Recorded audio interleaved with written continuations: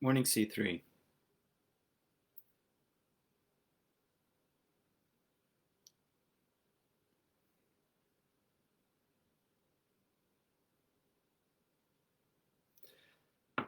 Okay, hey everybody.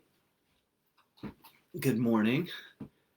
Let me see if I can turn on your comments.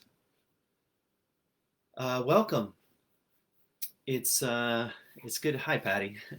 It's good to be back. It's good to be back teaching.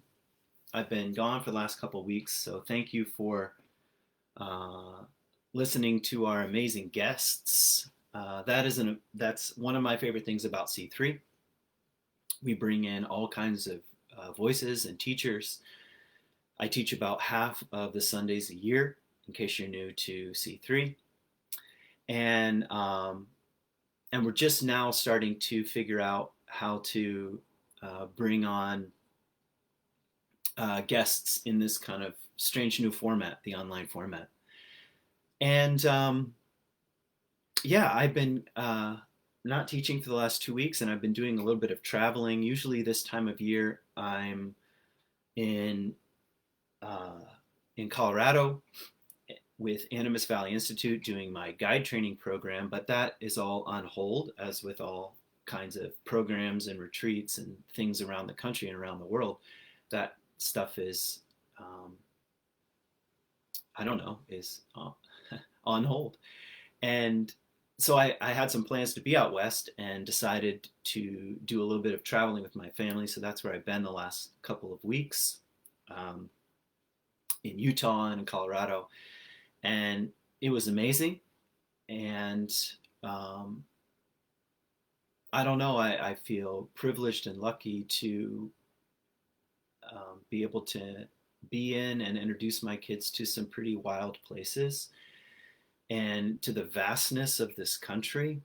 I don't know when the last time you drove across the country, but you realize how rural much of America really still is, how many small towns there are, um, and even how much the COVID-19 has put stress on these small places around the country that are just beginning to reopen. So it was a strange time, as well as an amazing time to be away, and and I didn't have as much access to the news, which I don't know is good and bad, I suppose. Um, in some ways, it was a relief, and in some ways, a lot has changed in a short amount of time. And the pain and suffering of what's happening with COVID continues, as you know. Um, the in some ways, I don't know, like the band-aid has been ripped off the wound of racism and inequality and injustice once again, but in a more dramatic way. And the pain and suffering that is beneath the surface a lot of times in our country is now on full display, and it's hard to know how to be, and it's hard to know what's next. So a few words have been popping into my head. So today's talk is really, well, I called it Lament, Racism, and things that cannot be undone. And I want to try to offer a few hints and guesses, and um, contribute to, I hope, the conversation around healing and what's possible. And the first thing I want to say is that I'm personally drawn to the word lament during this particular crisis. And what I mean by lament is something like grief, and something like grief, mourning, and the seeking of something. Lament is much more, traditionally, much more than being sad about something. There are things that are worth being sad about, of course, but it's not sadness exactly.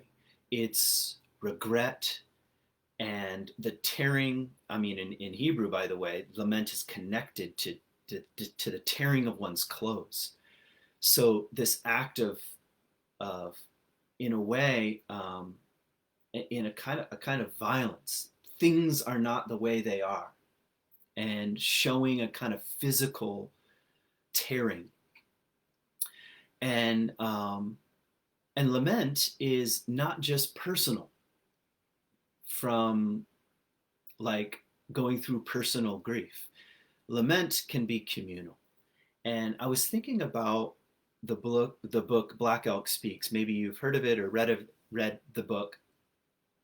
And in the book, it's about a series of Lakota visions, visions that a Lakota man named Black Elk had and reports to a white man. And so there's a little bit lost in translation and maybe a little bit of liberties taken um, with the translation of these things. But one of the things that seems clear from the book is how Black Elk talks about what anthropologists call a vision fast. And I'm an anthropologist, I think, is the important way to say it. Um, the word in Lakota is lament, means lament. And the idea that one would seek a new vision is deeply embedded in Lakota culture and actually deeply embedded in a lot of ancient cultures. That a lament, a seeking of a vision, is because things are in bad shape. And that was certainly the case when, really, as starting from a little boy, Black Elk began to receive visions. His people were in trouble. They were in trouble because of the coming of the white man, and with it, the white man's economic system and entitlement to the land and so forth. And and I think what's amazing to me about the notion of lament in this sense is that it's not just a crying out, like we have things that are worth grieving. It's also the seeking of something. It's like saying we need new eyes to see. Our present vision is insufficient. And um, that's why I think this season calls for lament. It might call for other things too. So I'm not against other expressions right now in the midst of kind of the collective suffering we are experiencing. But I am suggesting that lament is about cleaning the lens. It's about seeing something you could not see before. I wrote down one of the things that Black Elk says. As a prayer, he says, "Great Spirit, accept my offerings and make me understand." Great Spirit, accept my offerings and make me understand. And that's what I mean. A desire for understanding really, really, what's the truth? What's going on?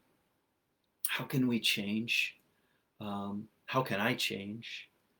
How can we lessen suffering in the world? How can we bring more of the very values that C3 has courageously stood for, like common humanity? We respect the dignity and worth of every human being. That's one of our stated values. And how can I be a person that tries to bring that forth in the world? Or diversity, we affirm and embrace all genders, sexual orientations, and ethnicities. That's a claim. That's a value. And how can I try to create a world in which that's true? And part of that requires increased understanding. And I think anytime culture sort of, I don't know what you would call it, the rug gets pulled out from underneath us, and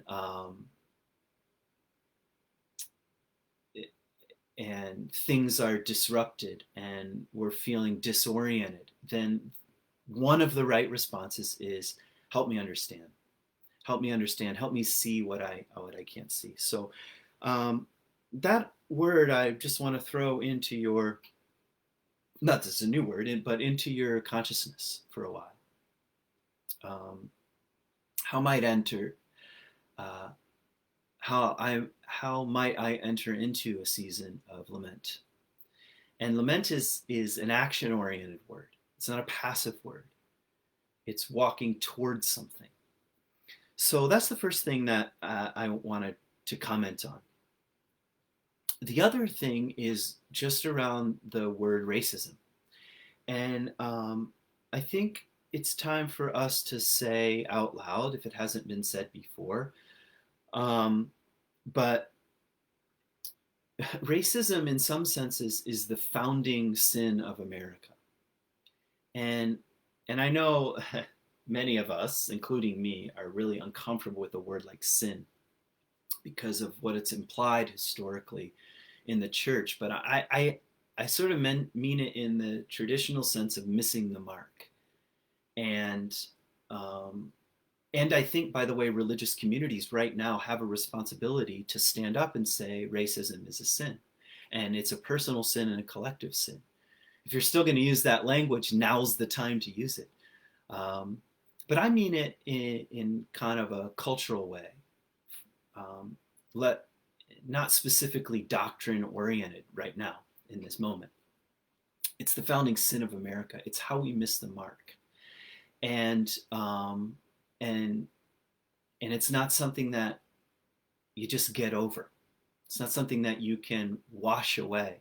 It's not something that you can say, well, that was a long time ago. The founding fathers were racist. I'm not racist. That's not the way it works. That's not the way collective grievances and sins work. They have a lasting imprint in the fabric of our society and culture. It's not enough just to change the voting laws. It's not enough just to desegregate schools. These are incredibly important moments in history that put the rudder in the water, you could say, and start to steer the ship in a different direction. But that's not enough. If it's the founding sin of America, we have a lot of things, and we have decades of healing that need to happen. It's part. What else I might say about racism is it's part of the foundation of our own wealth and prosperity, and I think it's important for us to say that out loud. Our wealth and prosperity as Americans has been built on the backs of Black people and brown people and Asian people, who we thought were there to serve our economic purposes and our rights and our way of life. And it's important to say that out loud. It's important for me to say that as a white person. And I think another thing that's worth saying about racism is that it has religious undertones. And the church has not, at times, has not been a leader in condemning racism, has endorsed things like slavery and oppression and segregation. And we have to own that. We have to say not only is racism part of the founding sin of America, but it's interwoven into the Christian fabric of American society. And it's time to call that out. It's time to say, yep, this is the case. And behind the sin of racism is the reality of slavery. And I said this in my podcast, and I think in the last talk I gave at C3, I was so struck by the reality that only 400 years ago, we're just coming to the 400th anniversary of bringing Black people from the continent of Africa ripping them from their culture and their language and their community and their families, and forcing them to work for um, for white people 400 years. And that is a very, very long time. And the dehumanizing that goes with this is the institution of slavery and the racism which promoted it, um, to turn human beings into property for our own economic gain is not something you just get over in a day. And when I was out west, I went to a place called Lake Powell. I think it's the largest freshwater lake in the United States, and it's completely man-made. Lake Powell was a project created by the government to dam up the Colorado River for a couple of reasons: for agricultural purposes and for drinking water, and for hydroelectric power. And this was in an age, I mean, already starting in the 30s and 40s, when all kinds of um, collective, really amazing in terms of engineering projects were happening around the United States. And it was strange to be in Lake Powell because, on the one hand, what happened is that the mighty and beautiful Colorado River, fed by snowmelt, um, that has been flowing into the Gulf of Mexico for, I don't know, a million years, uh, just in a few short years was dammed up and filled up these canyons of Navajo sandstone. So it looks stunning. Blue water, massive sandstone, which are really petrified dunes, um, and just like a pristine desert environment with a massive lake. Quite amazing to look at, and also um, brought with it some grief. What is this place? What have we done? What have we done to the um, thousands of square miles of pristine desert ecosystems and animals and plants? And why have we done this? And of course, the Colorado River is sacred to many indigenous people of the West. Um, and what's what struck me about the dam was that it can't be easily undone. You know, Patagonia has this T-shirt, and the T-shirt is something like, you know, "Let the rivers run free."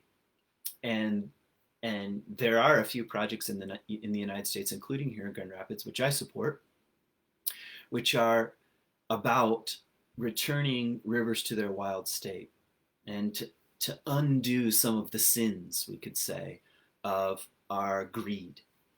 And Lake Powell is one of the places where that is problematic. And it's so massive, it's so disruptive to the desert landscape, and it's so disruptive to the Colorado River downstream that it's almost impossible to undo. And what we have to do, it seems, is begin to live with the environmental consequences. Maybe there's a way to um, imagine a slow process of returning the Colorado to its wild state. I don't know. Some people have dreamed up such a thing, but it's not as simple as blow up the dam, get rid of it, say, "Hey, we're sorry, we're over that." It doesn't work that way. The ecosystem, particularly downstream, is far too fragile. So it's like looking at a monstrosity that cannot easily be undone. And that's how um, economic injustice, zip code injustice, um, injustice toward Black people and brown people um, looks like in America. It's something that cannot easily be undone. No campaign slogan, no Instagram post, um, not even a protest can undo the monstrosity of racial divisions in this country. It is going to be a slow and painful reckoning, a slow and painful self-examination. It's going to require laws and conversations and listening and an ongoing focus on such a thing. Some kind of ongoing process. There are no quick fixes. And you know that, of course, but I think that's worth saying out loud because there's something about the initial wave of protest that's like, maybe something's going to change. And then there's the painful reality that these things take time and they take difficult conversations and they take reckoning. So I want to maybe share 5 or 6 things that have occurred to me, and then I'll call it quits, and I will hand it over to our musician this week. And again, I want to say as clearly as I can, these are hints and guesses.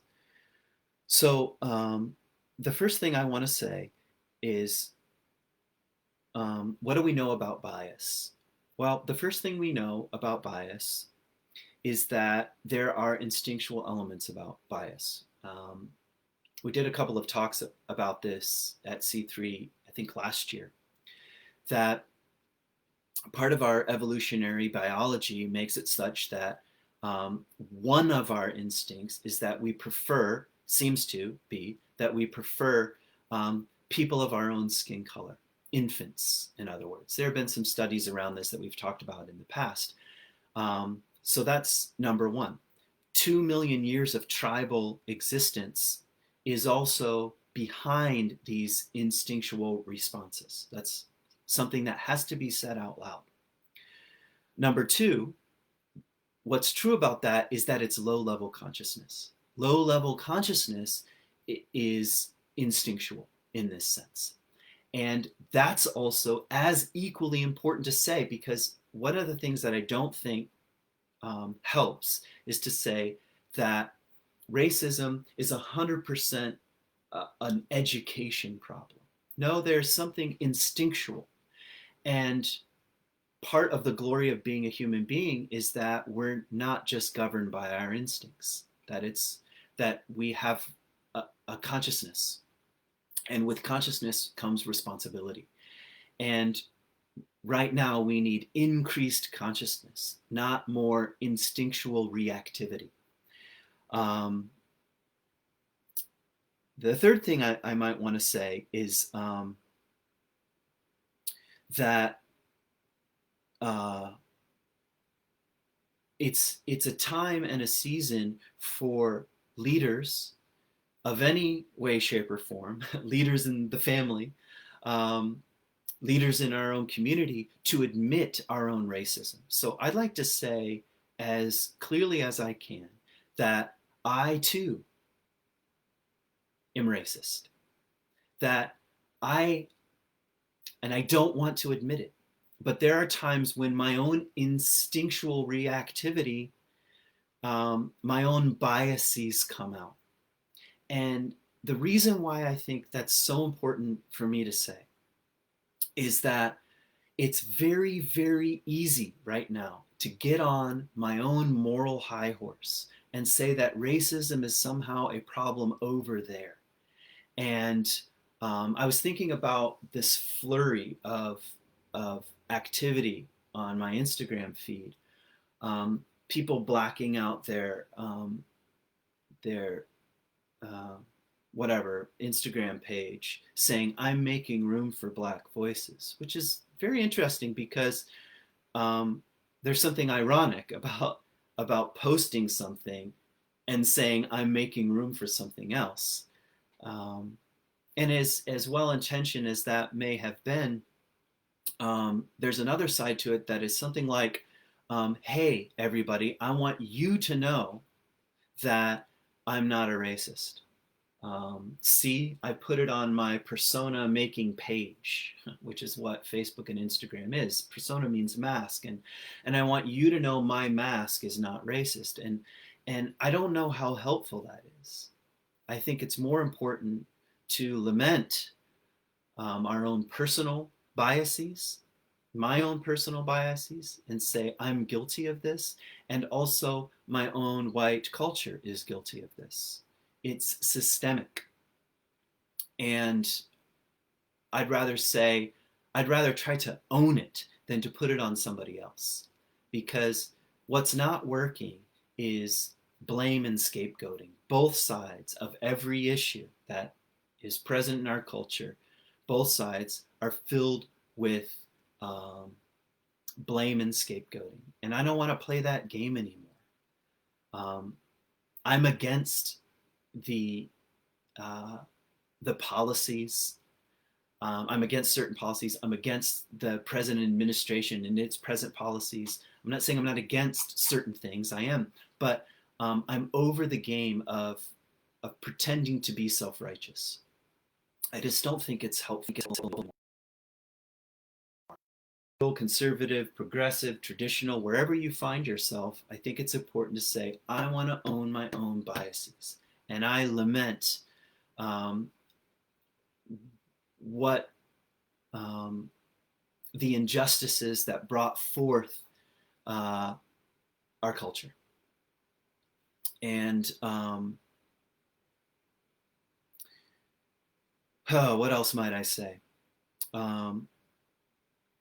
I don't know what good it does, but I'd like to say out loud, I'd like to ask for forgiveness for my own blindness, for the ways in which white culture has privileged me.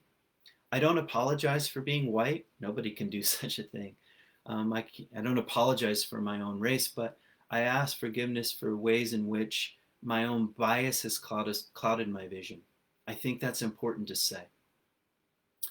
And to seek forgiveness is about entering into a process of healing and about saying, like Black Elk, what must I understand? What must I understand? And that requires, I think, me and others to be much more of a listening person and carry a listening posture than a preaching posture. So I'm saying, what do I have to learn here? And who am I learning from? And if this moment is telling us anything, I think it's telling us it's time to learn from the marginalized voices in our community. It's time to listen. Help me understand. So let me just look at my notes for a second and see if there's anything else that maybe is worth saying. Yeah, I think some things that are keeping me going right now. Here are some questions that are keeping me going. How can I reduce suffering? How can I reduce suffering in my with my voice in the world and my actions in the world? How can I reduce suffering? How can I own my own biases, which I'm trying to do? Who are my friends? And can my circle expand? Here's another one that's keeping me going. How can I be a better listener than speaker? Here's another question. Am I willing to make mistakes in pursuit of the truth? Am I willing to make mistakes in pursuit of the truth? And am I willing to, in efforts to promote inclusion and diversity, am I willing to make mistakes? Which is another way of saying, can I walk out humbly out into the world? I don't want to appear like I care. I think there's a lot of effort right now to appear like I care, to appear like I care about Black lives. See, I posted about it. And to me, that's not good enough. I think about all the so-called influencers out there, um, who are probably thinking something like, how long do I need to keep up this posting about Black lives before I can get back to posting selfies? Um, and I don't want to play that game. And here's maybe one more question that's keeping me going. Um,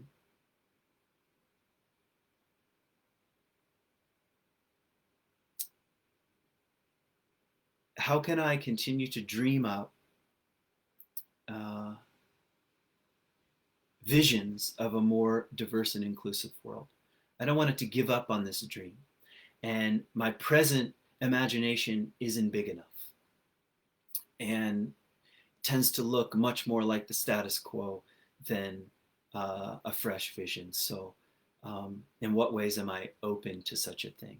And maybe the final thing I want to say this morning, I've been thinking a lot about my dad. My dad died of ALS a few years ago.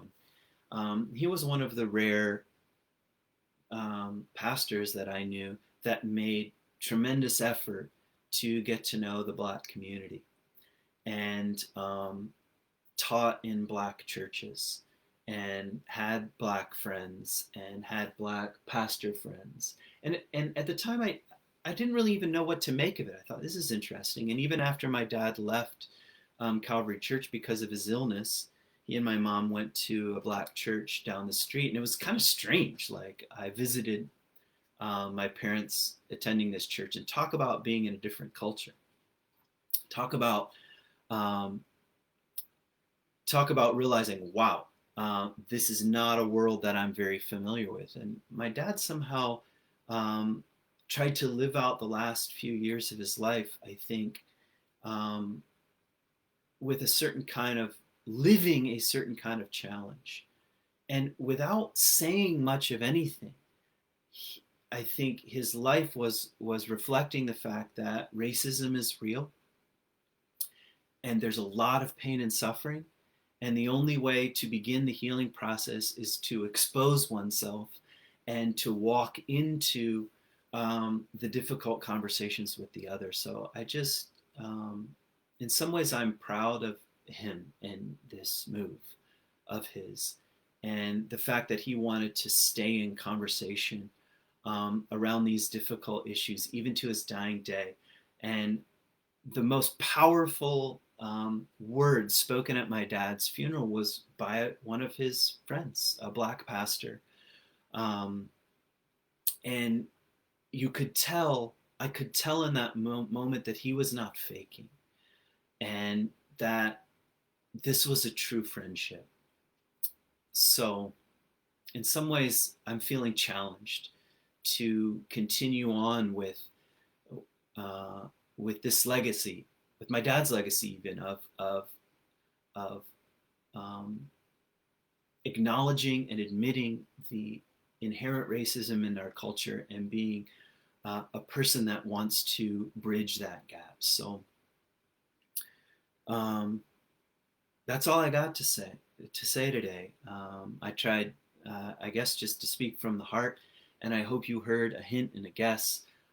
Thank you for supporting C3. Thank you for your ongoing support. And those of you who are a part of the community and receive the newsletter, I'll see you at 11 for Talkback. And hang in there for our guest musician this week. And stay safe and stay courageous. Continue with your own searching spiritual and moral inventory. And I hope to see you again in the flesh very soon. Peace.